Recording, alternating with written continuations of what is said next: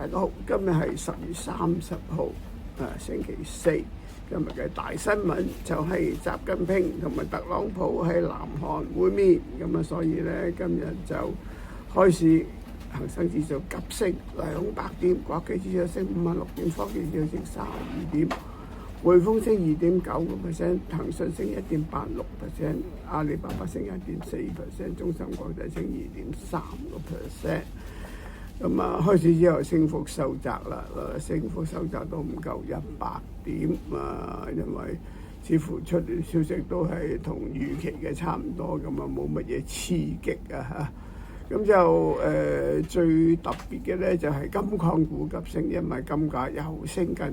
4000點啦，至金黃金升3.4%，招金升2.1%。仲有咧，鋰礦股急升，贛鋒鋰業升6.6%，天齊鋰業升3.6%，寧德時代升2.7%。上晝收市恒生指數咧只係升141點，國際指數升49點，科技指數升18點，成交1787億元。下週咁啊，習特會完結，只不過係講到中國會停一年先實施嗰個稀土嘅管制，咁啊美國就將嗰個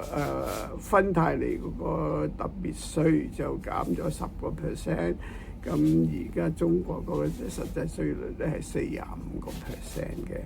咁啊但係咧港股就下晝咧突然之間就急挫。恒生指數跌成207點，小米跌2.2%，阿里巴巴跌1%，網易跌2.76%。咁啊去到最低嗰陣時咧跌207點，但207點咧港股係有支持嘅輕微反彈幾十點。騰訊呢個匯豐升1.7%，騰訊升1.4%。咁啊，阿里巴巴升1.4%，美團升3.5%，但係到收市咧又再回跌，恒生指數收市係跌63點，國企指數係跌29點，科技指數跌42點，成交3538億元。港股先升後回，虎頭蛇尾，因為習特會冇驚喜。